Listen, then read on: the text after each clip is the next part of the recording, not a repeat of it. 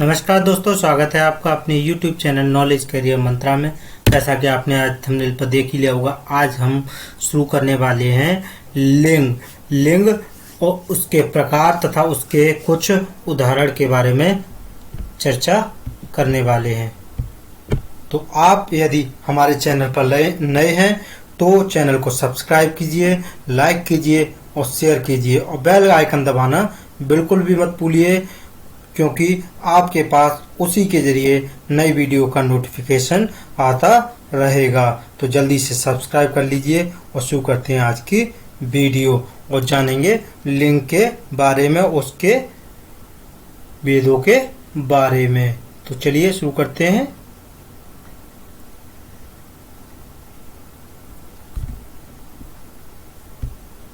लिंग शब्द की जाति को क्या कह देते हैं? शब्द की जाति को लिंग कहते हैं। क्या कहते हैं? शब्द की जाति को लिंग कह देते हैं। अर्थात हम कह सकते हैं संज्ञा या सर्वनाम शब्द से, किसी संज्ञा या सर्वनाम शब्द से उसके नर या मादा होने का पता चले। क्या नर और मादा होने का पता चले तो उसे व्याकरण में हम क्या कह देते हैं? लिंग कह देते हैं। क्या कहते हैं? लिंग कहते हैं। लिंग संस्कृत भाषा का शब्द है। किस भाषा का शब्द है?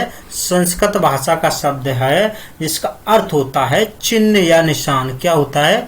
चिन्ह या निशान होता है। यह चिन्ह किसी संज्ञा में ही पाया जाता है, यानी प्रत्येक संज्ञा पुल्लिंग या स्त्रीलिंग होगी ही होगी। ऐसा नहीं है कि वो पुल्लिंग या स्त्रीलिंग ना हो, पुल्लिंग और स्त्रीलिंग जरूर होगी। जैसे कि पंडित का अगर हम रूप चेंज करें तो क्या हो जाता है?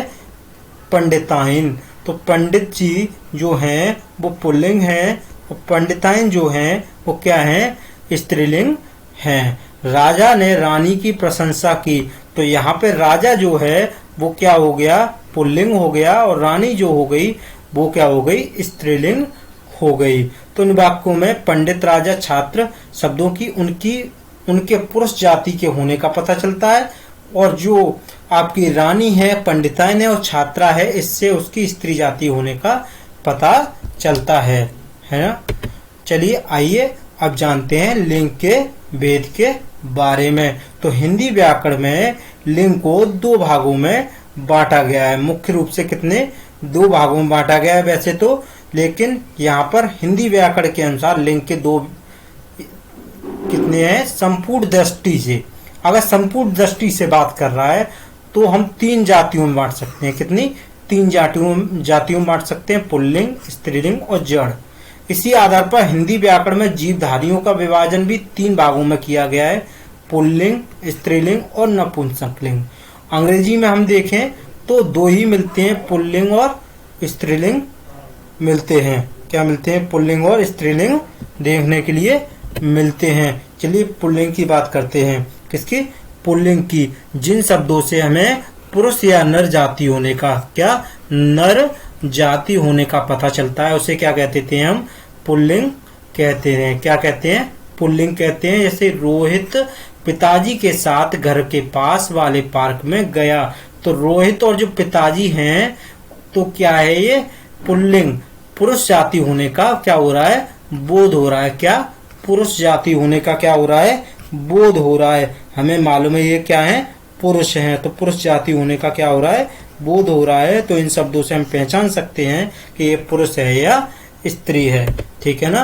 तो आइए इसके कुछ उदाहरण और पुल्लिंग शब्दों के बारे में जानते हैं। कौन कौन से पुल्लिंग शब्द होते हैं? जैसे कि देशों के नाम के बारे में बात करें, कुछ ऐसे शब्द होते हैं जो हमेशा पुल्लिंग ही रहते हैं। तो जैसे कि देश के बारे में बात करें तो देश के नाम जो होंगे, जितने भी देश के नाम होंगे, कनाडा रहा, ऑस्ट्रेलिया रहा, वियतनाम रहा या कोई भी रहा, भारत रहा या पाकिस्तान रहा, कोई भी रहा, XYZ कोई भी नाम अगर आता है आपके सामने, तो देश का नाम अगर आता है तो क्या रहेगा? वह क्या रहेगा? पुल्लिंग रहेगा। क्या रहेगा? पुल्लिंग रहेगा। ठीक है ना। क्या रहेगा? पुल्लिंग रहेगा। फलों के नाम अगर आते हैं तो वो भी क्या रहेंगे? पुल्लिंग में देखे जाएंगे। ग्रहों के नाम, ये सूर्य, चंद्रमा, मंगल, बुध, बृहस्पति, जितने भी ग्रह हैं, अरुण वरुण जितने भी ग्रह हैं, तो इन सभी ग्रहों के नाम को हम किसके अंतर्गत रखते हैं? पुल्लिंग के अंतर्गत रखते हैं। वृक्षों के नामों को हम किसके अंतर्गत रखेंगे? पुल्लिंग के अंतर्गत रखेंगे। वे चाहे अशोक का वृक्ष हो, नीम का हो, अमरूद का, पीपल का, बरगद का, किसी का भी वृक्ष हो, तो हम इसको क्या रखेंगे?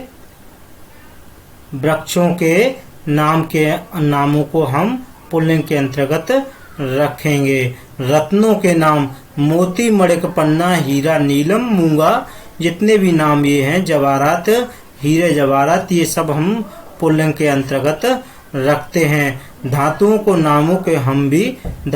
नामों को भी हम किसके अंतर्गत रखेंगे?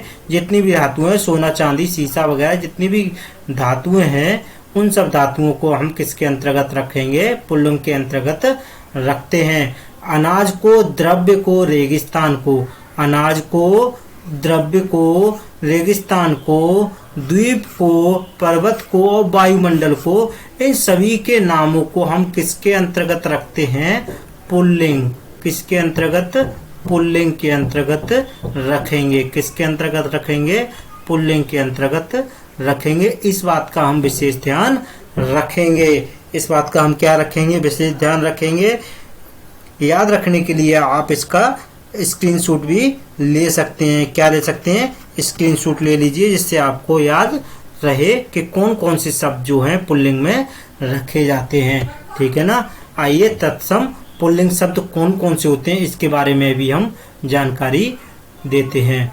तो तत्सम पुल्लिंग शब्द जो होते हैं, चित्र हो गया, पत्र हो गया, मित्र, गगन, पोषण, पालन, जलज, स्त्रीत्व, कार्य, जितने भी आपको शब्द स्क्रीन पर दिख रहे हैं, मुख रहा, दुख रहा, शंख, जितने भी आपको ये शब्द दिख रहे हैं, यहाँ तक जितने भी शब्द हैं, वो सभी तत्सम पुल्लिंग शब्द के अंतर्गत आते हैं। इसी प्रकार से पुल्लिंग तद्धित प्रत्यय भी आते हैं। आ, आऊं, आका, आटा, आना, ईयल आदि ये शब्द जो हैं पुल्लिंग शब्द के अंतर्गत, पुल्लिंग तद्धित शब्द प्रत्यय के अंतर्गत आते हैं। अब चलते हैं स्त्रीलिंग की तरफ। किसकी तरफ? स्त्रीलिंग की तरफ। तो स्त्रीलिंग में क्या है?